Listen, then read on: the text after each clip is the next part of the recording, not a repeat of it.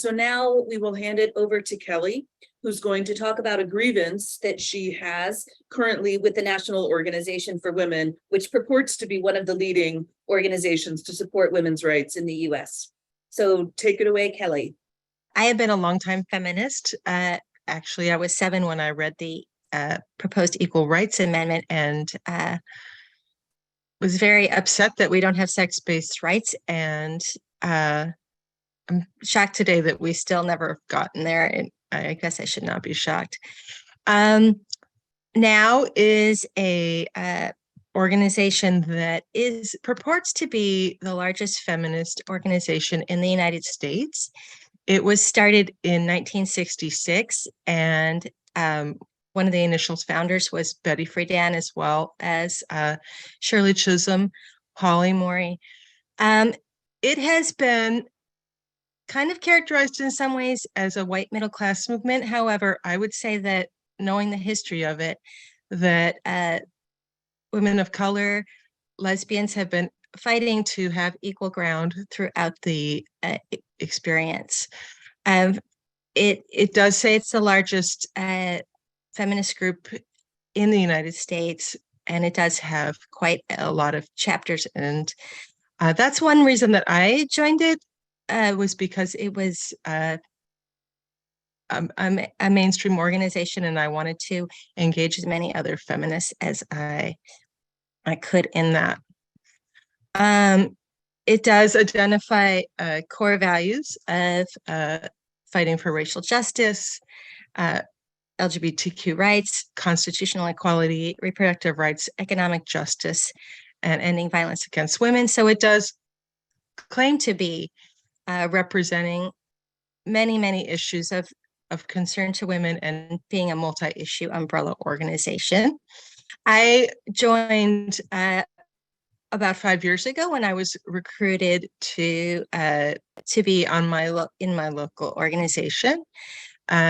I have been active, given hundreds of hours of time. I would say that while I'm not necessarily a top leader, that I'm a solid member that has organized events, shown up at things. I've been basically part of the movement for a long time.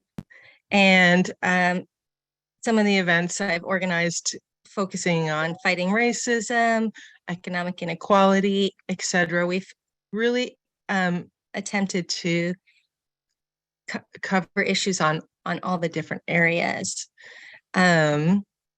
So one of the organizations that I have been part of is the Legislative Task Force. This is a statewide organization that works at the state level to look at promoting advocacy and engagement with laws that support women's rights. This is an infographic from an effort that I chaired a couple of years ago regarding the documentation and tracking of violence against Indigenous women and people in Oregon, because as we know, when there are poor statistics, it can be hard to talk about what is going on.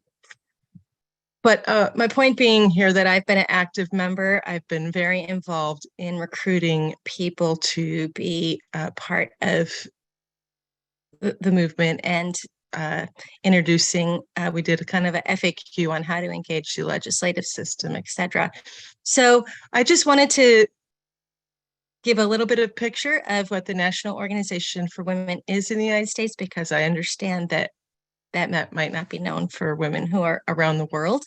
I definitely think there's a lot of room to critique it.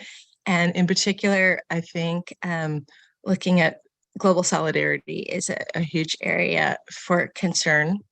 In the last several years, like other organizations, I would say that now has been captured by gender ideology and has trended more and more towards centering the issues of trans-identified folks and putting them to the forefront, and whether it's reproductive rights or other areas, it seems to be all about the needs of these trans-identified persons, as opposed to looking at sex-based rights for females. So I have been active for the last several years, and I got a letter.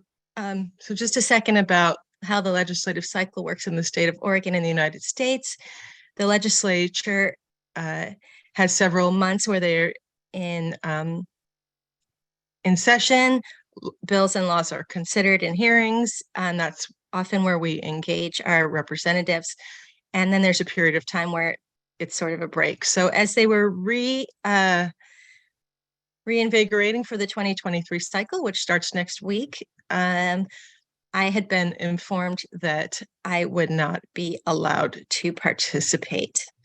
I do want to make a notation that largely it's forbidden to really get into the details and talk about the impacts and conflicts of so-called inclusivity. It's just shut down entirely. The impacts on safety, dignity, access, and the challenge of sex-based rights is largely being ignored. I wrote back saying that I am focused on the safety of rights of women, as you would assume in the National Organization for Women, and that my position has always been that I support the civil rights and the human rights of all people.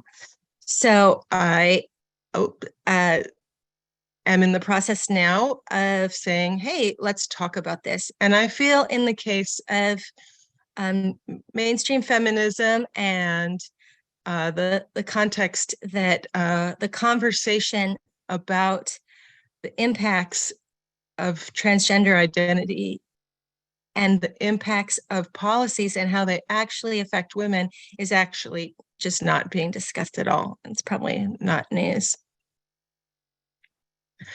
Anyway, my state chapter has referred me to the the national level. I have filed an official grievance. Again, the goal here for me is to bring the conversation of the impact of this trans inclusivity ideas to, let's talk about the details. Let's talk about what this means for women in sports. Let's talk about what happens when we conflate gender identity and sex.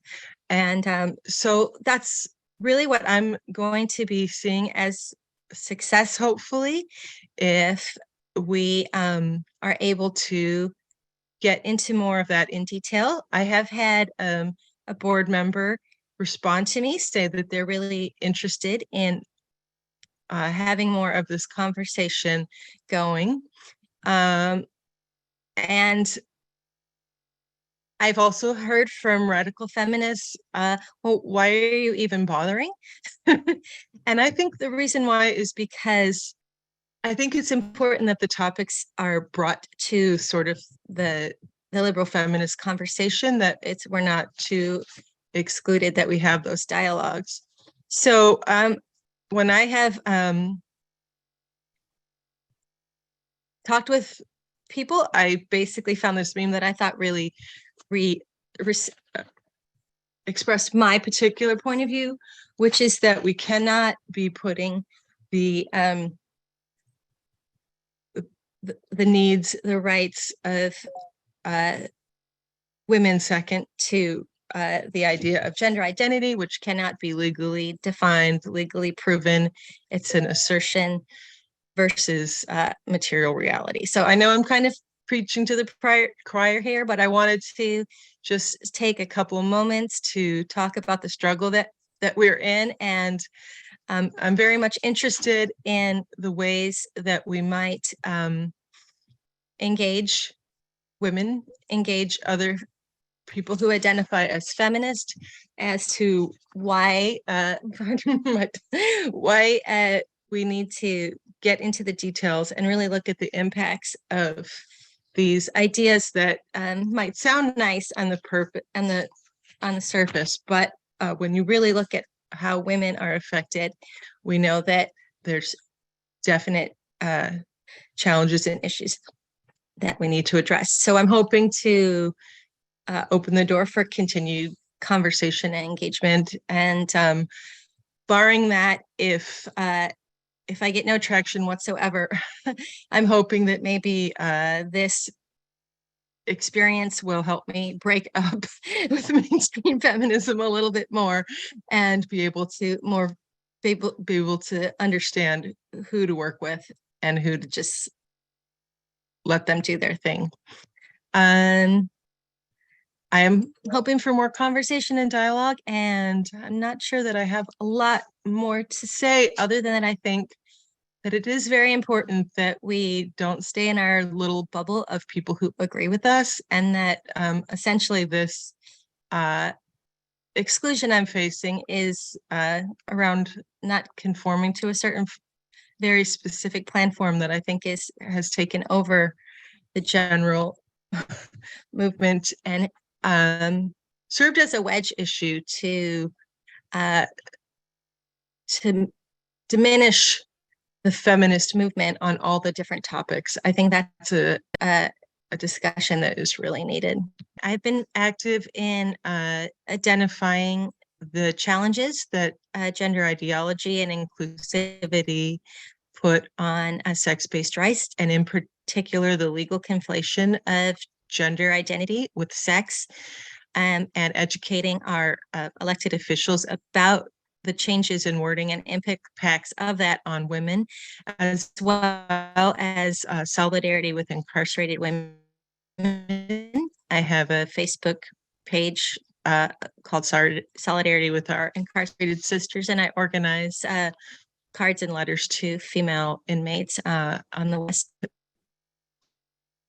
different prisons in the West Coast. And I think we need to encourage the National Board of Now to have more dialogue about the conflicts and issues that the idea of inclusivity, what those impacts are when it comes to women's lives and women's rights.